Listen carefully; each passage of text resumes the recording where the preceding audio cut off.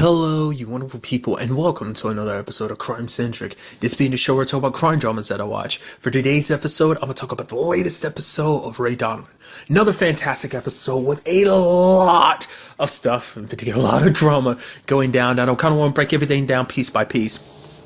It has a very interesting opening, that whole him kind of dreaming and kind of being like, oh, it's Acid Man and Abby doing like Australian accents on like what it's kind of look like. It might be like a cooking show or whatever. And it's kind of interesting that like he first appears as himself but dressed like Mickey. So I was almost halfway expecting him when you seen his. I was like, my name is Ray. I was like, oh, I halfway expected him to say, oh, my name's Mickey, because it was like he was dressed just like his dad would typically be dressed. So, but then you see him kind of looking in on himself, like almost like a what is that supposed to represent? Like, because later on in the episode he burns his hand, and I don't know whether it's just like.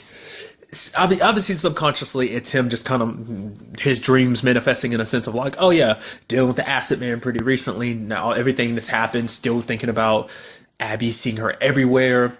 In actuality, you think, I mean, just kind of a random thought. Do you ever think about that being kind of like a precursor to death? Like the reason why he's seeing Abby so much, it's just like, I mean, I'm going to save it. I was going to save it to the end, but I might as well bring it up. Like next week's the season finale, and it just kind of crosses my head that like maybe him seeing Abby so much is kind of like foreshadowing of him dying, or at the very least being in a situation where he's very close to death or something, like on the verge of dying. So maybe that's what that all is leading to, because he's been seeing Abby a lot. I mean, obviously you can say that's his own depression and his own sadness, but still. And it's actually something I kind of want to coincide with about this episode is, it's something that, Lee Schreiber had, said, like, before the episode started. He's like, oh yeah, like, Ray always focuses on the negative. Like, he kind of takes all the bad stuff. He never really takes time to really appreciate and look at like, oh man, there's good, that I do some good. And, you know, he more focuses on the negative stuff that he does. And so, in all honesty, you could be like, well, technically the negative stuff tends to outweigh the bad. I mean, outweigh the good, but it's still like he focuses on the negative. And so he likes to just kind of beat himself down and up about it. So whether he deserves to or not, I mean, that really comes down to him. And obviously each individual person's like preference. Some people be like, yeah, he deserves to. Like you're like any other time they're like, Ray, you're kind of a piece of crap human being. And other times it's like, no, you try your best. You're a flawed human being. You're an extremely flawed human being, but who isn't flawed, you know? So, but nevertheless, breaking down this episode, Ray ends up finding out about Bridget being arrested. Now for Bridget, she's like happy to see Ray and everything. But ultimately, her main focus is like, can you get me out of here? Because I need to go see Smitty. Ray kind of tries to change the subject at first because she's like, oh yeah, like I got to go see someone who's out. It's like, who are you talking about? It's like, Smitty. She's like, Dad, you should know exactly who I'm talking about. He doesn't really respond. He's like, oh, well, I'll try and get you out, you know, just because he is ashamed of what he did. Like, you know, it's like they had this heartwarming moment, but it like it's like, oh, hugging when they see each other. But it's like for her, what it doesn't change anything. It's what happened to Smitty is her dad's fault, and then the fact of the matter is what she wants to do is get back to him because she knows he's sick. And I mean, in actuality, it's kind of sad how everything unfolds because obviously Ray does a lot. Obviously, I'll break it down more, but obviously he does a lot to get Bridget out. And it's like there's one side of you like, Bridget, you could cut him a little slack after everything he did, but at the same time, it's like, well, all the things he's done prior to this, because ultimately, when you break it down, everything that's happened, it's basically Ray's fault. Like everything unfolding the way it did this episode. But kind of like I said, I'll get to that in a second. But like ultimately, it's like, you know, Bridget's tired. It's almost like, oh, you're telling me not to blame myself. I don't. I blame God and I blame you. It's like you were having sex with Natalie when Mom was sick, dying, weren't you? It's like, where'd you hear that? And he didn't say anything. I mean, the only reason why she guessed that is because she found out about the whole like you and Natalie being together thing, and then finding out she's pregnant. Might not be your child, which I do wonder, does she know about Natalie being dead? I mean, ultimately, I don't think that changes anything because it's not, I mean, to be fair, she's not the first lady that Ray has had sex with that ended up dead later on in the season. Literally, the mom from last season, the lady he kind of got mixed up in business-wise, she ended up the same way. So it's not like that's a first, sadly. But for her, it's like, oh, she had been bottling up because, like, you know, it's like, because Ray's like, oh, how are you going to spend that time with some guy that you don't know? She's like, I love him. It's like, no, you don't. No, like, I'm not saying that, but that's kind of what Ray's saying. I was like, oh, you don't love him. That basically, it's like, he's trying to twist it to make it seem like Bridget's only torturing herself because it's like, you lost your mom, and just in some shape or form, if you can help someone else with a similar situation, then maybe that's a little bit of you kind of, it's almost like you're helping your mom or whatever, but ultimately, she throws it back at Ray being like, you weren't there. It's like, I don't blame me. I don't blame Uncle Terry. We were just doing what mom wanted. We were there for her. Where were you? Granted, he was off trying to do the right thing for her, but it's like the right thing was to be there. The fact is that she died without you being there. That was no one's fault but your own. You trying to control everything. Obviously she ain't going that deep, but that could be, where it could have eventually gone of like, you're trying to control everything. So let me out. Let me go see Smitty and just. And it's sad that things ultimately ended that way. Just like his daughter's in a position to hate him. Because in actuality, without, I'm all over the place, so I do apologize. I was kind of thinking Ray was going to turn himself in just because he won't want to turn Mickey in, because it's just like, no, I'll try to do the right thing. Maybe in a way of punishing himself. I mean, maybe arguably that's why he put himself in this situation, is because it's just, Ray's self-loathing and just way of punishing himself is to kind of like, wreck everything around him. That's one way I was thinking, but it's like, turns out it's not the case of arresting himself. Because that's what I thought. It's like, oh, he's trying to have this one last moment with Bridget before he turns himself over for killing Frank and everything. So, because that turns out not to be the case. So things between him and Bridget are very sour. Obviously, Terry. Multiple things went down with Terry in this episode. Obviously, he shows up and he has a problem with Damon's dad being there at the boxing match, because it's like, you weren't there for him before, why are you here now? Which you even have Damon being like, well, you weren't here, Terry. To be fair, Terry was off dealing with his own stuff, but I think Terry's just not really ready to like open up and admit like why he was going and everything, like what happened to his face and everything. Anytime people ask him that question, he kind of dodges it or whatever, So it seems like this whole situation is actually tearing like a hole between Damon and Terry, because Terry ended up spending time with Smitty as a favor to Bridget, and now he ended up missing. He was supposed to be there with Damon, even though he made such a fuss of telling Damon to like, yo, either your dad's here and I'm going, or I'm here and your dad's going. It's like, you can't have it both ways. So almost like being very... maybe you could argue Terry's trying to take his frustration out with his own situation out on Damon's situation. It's like, I guess arguably you could also say like when he looks at Damon's dad, he probably looks at a lot of Mickey, because it's really hard to say, because like, have they even interacted at all this season? Terry and Mickey? I don't think they've really had any like one-on-one scenes this season.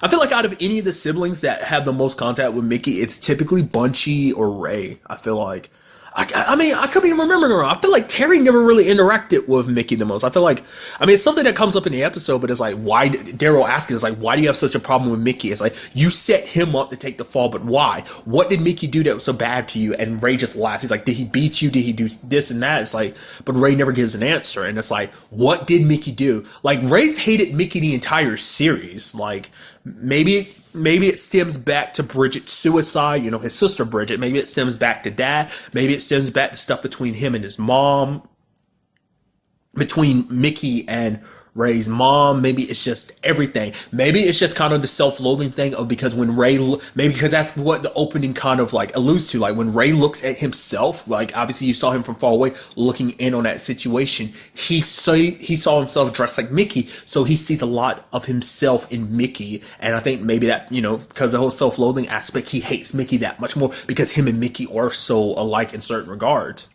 I'm actually surprised the whole like getting Barnes' body didn't turn up, Jay Sensei's body, but I can only assume that's because like I thought they were the exact same spot, but it's like, yeah, that would be stupid to come in the exact same spot. Obviously it's in the same water, but there's probably like large amounts of separation between the bodies. But I was just kind of halfway expecting that. I thought they dumped them in the same spot, but nevertheless, it's actually kind of interesting seeing that sit down between Terry and Smitty kind of going back. At first he lies and everything, but eventually he ends up telling Smitty the truth about everything that happened, because for him it's like, Smitty appreciated it because he was like, he couldn't believe that she actually went through that for him, because it's like, I guess much like the same, like, oh, so much little time has passed and like she did something so hardcore for him. It's like, Bridget's kind of ride or die like that, And even Terry is like, yeah, you're lucky. He's like, having a woman like that, someone who loves you like that, you're lucky. And he was like, well, you know what I mean? Smitty's like, yeah, I get you, that's typically when you end up doing the craziest things the most is when you're in love. So you can't tell me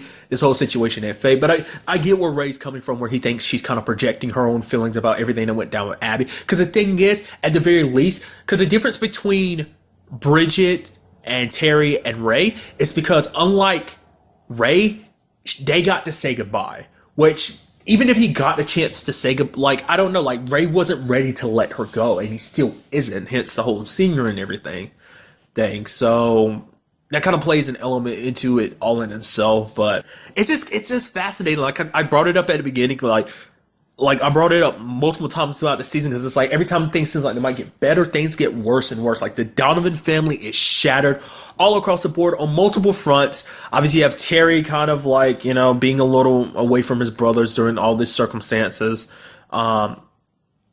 Bunchy initially wanted to buy the bar from Ray, but she said but he said no, because also like it's just like it's Abby's and it's like it needs to stay that way. Like it needs to stay like, because it's the last standing symbol of Abby. So that obviously that'd be one reason, but also Bunch is kind of like, that's a good thing. Like, what do I know about running a business? It's sad things played out the way they did between him and Teresa. I had a feeling she cheated on him just because of the way the conversation was early in the episode. He's like, you're not mad at me? She's like, no. I was like, you're hiding something, aren't you? And she's like, yeah, I missed you. And she kind of wasn't really saying anything. I was like, oh, please don't tell me you cheated. And it's like, she slept with someone. He's like, oh, he's like, did you sleep with this guy? And it's like, did you sleep with the Sly Fox? It's like, no, just some random dude that showed up at the show, what she's apologetic for and everything.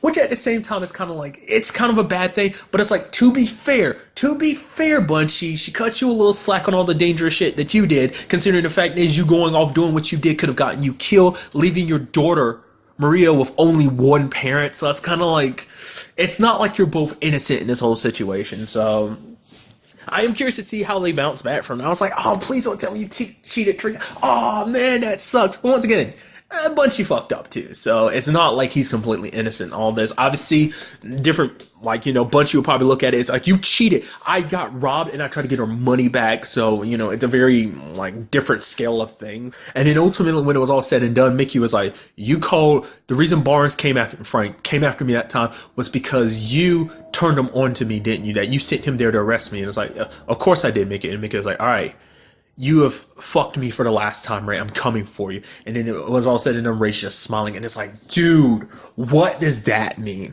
I mean, that, like, this isn't a common, like, this is accumulation of everything coming to a head, you know? Like, I mean, like I said, this ain't the first time that they've had beef, even in the series. Let's not forget, wasn't James Woods' character named Sully? Literally, Ray hired Sully to kill, Mick. Wasn't that back in season, like, that might have been like season 2, maybe? I mean, wasn't the reason Mick got arrested in the first place, like, when he was getting out of, like, Warpole in season 1? Wasn't that because Ray had basically got him arrested, I think? Like, he's constantly, it's just up and down with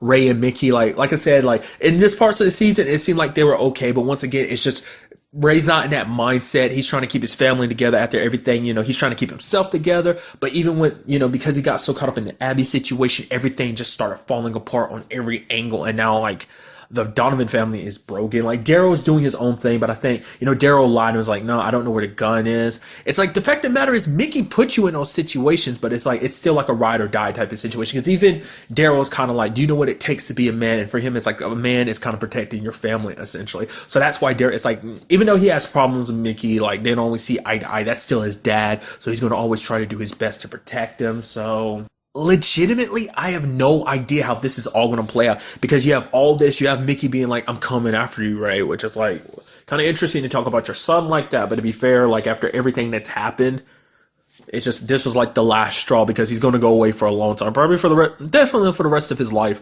for the whole Frank situation. Then on top of this, it didn't really get brought up into the episode at all, but there's still the whole Sam situation of her wanting him to kill Doug Landry. So it's like, so many situations are piling on top of each other. There was also, really quickly, something I was going to bring up too. There was that, like, Street Mimics, like, show that was put on the street, and it's like, oh, pull that paper out your mouth, and pulled it out, and it's like, oh, what's your dad's name? Michael. And then Terry's kind of like, what? It's like, is it like, I'm like assuming stuff, but it's like, is that supposed to be like, hey, Damon's dad's name is Michael, and does he actually have another kid? So is it going to be a situation of like, even though he claims that he was high and just not really there for his son and he wants to make up for it, are we going to end up finding out like, oh, he actually was there for a different family? Maybe he was lying about the drug thing entirely. Maybe he just left this like, oh, that my son, he ain't going to do nothing. My girl here, she's grown up successful. I don't know whether they're alluding to that possibly being a thing next episode. Like I said, there's already a rift between Damon and Terry, and even if that was the case, Damon might not listen to anything Terry says, but I wonder is that the angle they're going for? Because I was wondering what role, like, obviously they're making it seem like he's like, nah, I'm here for my son, I'm just trying to be there for him. Like, okay, stick and move, like being there, training him a tiny bit while Terry was gone. But like I said, you're ready for that. You're just waiting for the other shoe to drop, and much like Terry is. So I'm curious to see whether that was what it was, because I never caught his name before. They said it before, and I'm probably just like completely blanked on him. But the fact is that Terry had that look like that made me go, huh, is that supposed to mean something? Is that what that's supposed to represent? Is Terry just like, it's like, is that what that's, I don't know, so we kind of have to wait and see. It's actually kind of interesting too, since I brought up the name Michael, because that's actually, Mickey's dad's name. He was like, oh, you never got to meet your grandfather. And he's like, oh, he was like he's the meanest person I know. And it's like, I guess on some level, Mickey knew there was a little animosity there that maybe he kind of expected Ray to turn on him and stuff like that. But he was just I guess to put it in perspective of like, yeah, man, I wish you got to meet him. I guess almost like, yeah, you would have realized just how much of a bastard my dad is. But me, I'm a saint in comparison. But like I said, we still don't know why Ray hates him so much. Like I said, it could be a combination of everything that I brought up earlier. So hopefully kind of get answers to that. Like I said, next week is the season finale, and I'm so interested to see what goes down in the season finale, because I really expect things not to go well. It's not like things have been going well this season anyway, but it definitely seemed like it's all going to hit the fan next episode too. Also, a really quick side note, kind of ended on a more like slightly higher note. It's also kind of interesting, like I couldn't help but notice it, like Lena kind of giving Bridget a rundown of like what it means to go through processing and stuff like that, being arrested and stuff. I'm like, wow, Lena's just making it like, and it's like this, it's no problem. It's like Lena's been arrested enough times for that to kind of be no big deal for her. It's like, man, you were just so cool, Lena, and like you're just a badass. Just like, all right, this is gonna happen. It's like, it's not gonna be that bad. Trust me, you're gonna be here in like 10 hours max. Your dad's gonna do whatever it takes to get you out. I just I just appreciate that little moment between Lena and Bridget. So I mean, but really, that's the last thing I want to bring up. So, but till the next time we meet, be happy, be safe, live life to the fullest, and enjoy it. Good day and goodbye.